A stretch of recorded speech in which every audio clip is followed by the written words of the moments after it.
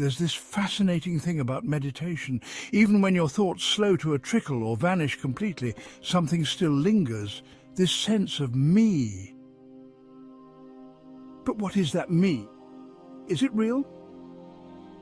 The mind, clever and limited as it is, tries to make sense of something infinite, this awareness we all are. It's like seeing a reflection in a mirror and thinking, that's who I am. But what if the reflection isn't the whole picture? By exploring this me, questioning it and shifting attention to the awareness that watches it all, something profound happens. You begin to see that the me isn't wrong. It's just a tiny part of the story. And beyond it, a sense of freedom, peace, and your limitless self waiting to be realized. A very helpful pointer is to stop and ask, who is the mind talking to? It's such a simple question, yet its implications are profound. The voice feels intimate, as though it's addressing someone. But who exactly is on the receiving end of this endless dialogue? And why do we mistakenly take the I thought as who we are? To truly explore this question, we must first examine what we commonly take for granted, the idea of me. This me feels solid and real, an entity at the core of all our experiences. It's the one who seems to think, feel, and live through life. But have you ever closely observed this sense of me? What is it really? When you look carefully, the answers may surprise you. Let's start by recognizing a simple truth. What we call life is a continuous flow of experiences. Sensations, thoughts, emotions, images and perceptions. These rise and fall within awareness like waves on an ocean. One moment there's joy, the next a pang of sadness, a memory of childhood surfaces, then a thought about dinner plans, then an itch on your arm. These are fleeting, ever-changing phenomena, yet all of them are witnessed, known and observed. If you pause and examine closely, you'll notice that you too are observing these waves of experiences. In fact, you're not the waves themselves, you are the one witnessing them. This witnessing is constant, unchanging and effortless, even as the content of your experience shifts from moment to moment. You are not the thoughts, not the feelings, not even the body. You are the awareness within which these occur. Now here's where things get fascinating. Our minds are masterful storytellers. They create an ongoing narrative, weaving together thoughts, memories and feelings to craft an identity, the me. This sense of self feels like a separate, solid entity, but when you closely investigate this me, it begins to dissolve under scrutiny. It turns out that what we call me is not a fixed, unchanging thing. It's simply another layer of thoughts and feelings arising within the field of awareness.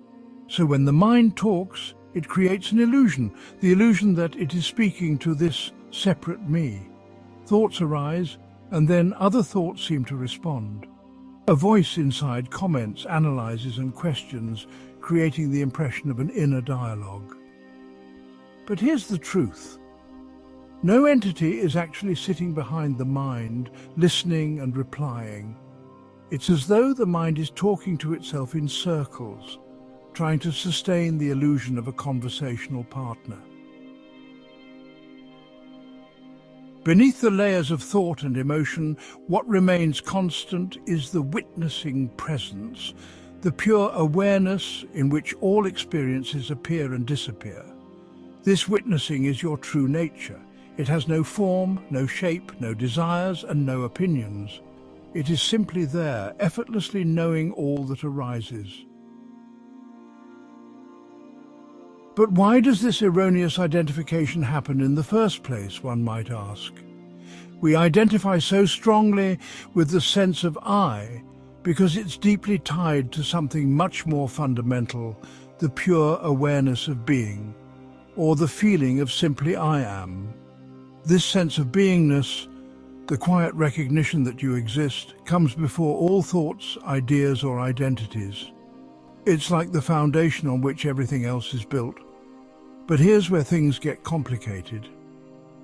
The mind, with its habit of turning everything into concepts, grabs onto this pure awareness and creates a story around it. It forms a limited, separate sense of self, an I that feels tied to the body, the thoughts, the emotions, and the things we call ours. In doing this, the mind transforms something infinite and indescribable, this awareness, into something small and confined.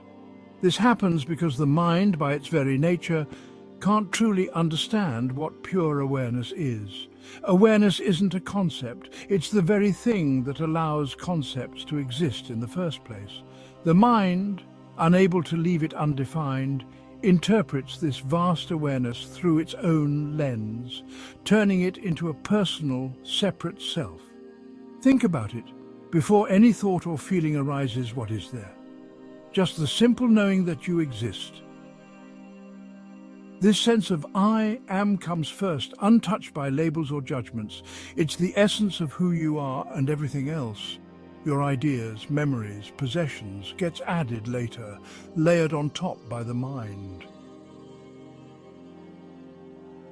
When we start to question this process, we can shift our attention from the mind story of I back to the pure awareness itself.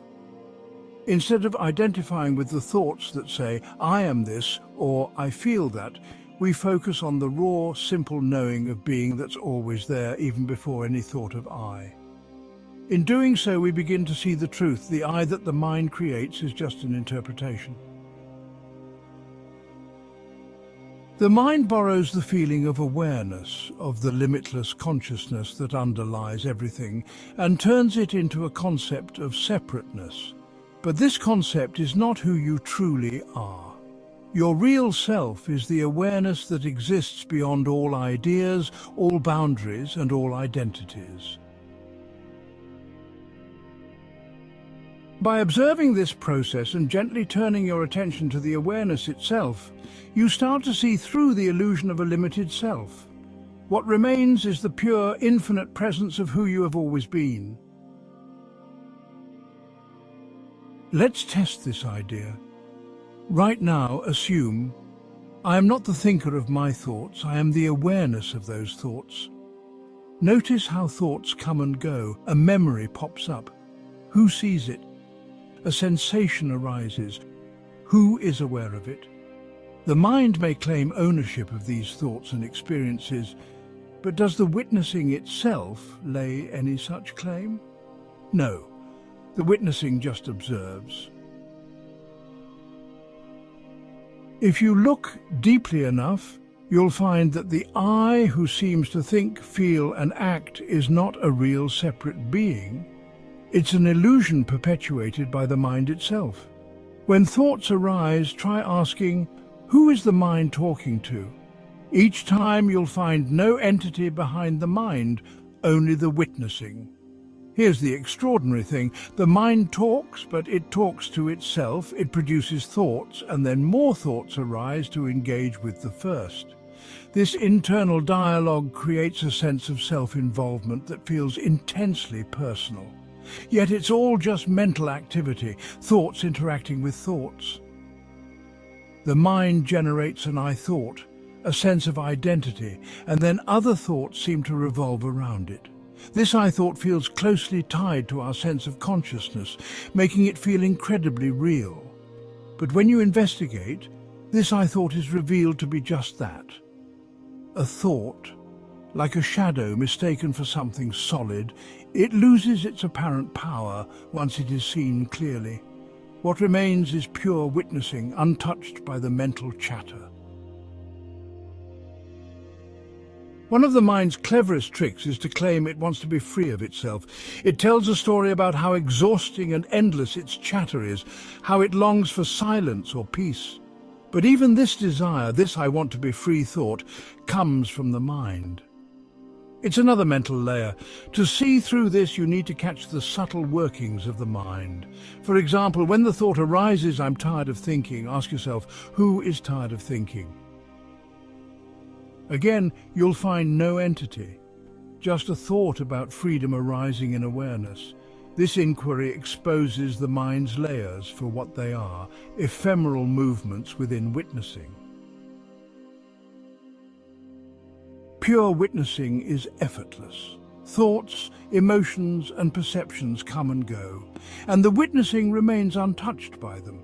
It does not judge, react, or interfere. It simply observes. When you fully embody this witnessing, the identification with the mind begins to dissolve. You no longer see yourself as a thinker trapped in endless loops of dialogue. You recognize that all this mental activity arises and falls away on its own with no one behind it. With time, this recognition becomes natural. It isn't limited to moments of meditation or inquiry. It permeates everyday life. Whether washing dishes, stuck in traffic, or having a heartfelt conversation, you come to rest in the silent witnessing of what is. Life becomes less about control and more about flow, less about achieving and more about being. The ego, the I that the mind creates, turns out to be a master of disguise. One moment it's a perfectionist demanding excellence, the next it's a victim lamenting life's struggles. It changes masks constantly, depending on circumstances. But ask yourself, are you all these identities, or are you the witnessing presence within which these roles come and go? In the light of inquiry, the ego's shifting forms are exposed, and what remains is the stable, unchanging awareness that you truly are. This awareness doesn't grasp at the roles or resist them, it simply observes them. When you truly see yourself as pure witnessing, something remarkable happens. The layers of false self, the ego's many masks, begin to fall away. What remains is your authentic nature, spacious, peaceful, and whole. This isn't a theoretical understanding, it's an experiential knowing that comes from direct observation. In this state, the mind's chatter loses its grip. It becomes background noise rather than a constant battle. You no longer seek to silence the mind forcefully because you see it for what it is, a collection of fleeting thoughts without a central thinker. Life becomes lighter. Freed from the illusion of a separate me, you move through the world with ease and clarity. The witnessing presence, which you always were, shines forth unobscured. This inquiry, who is the mind talking to, isn't something you do once and forget. It's a practice to be integrated into daily life. Again and again, bring your attention to witnessing. Let this recognition permeate your being. Over time, the lines between self and other blur, and you rest in the understanding that all of it arises in awareness. So who is the mind talking to? No one. It talks to itself. And you are the silent witness, beyond words and thoughts, eternal and free.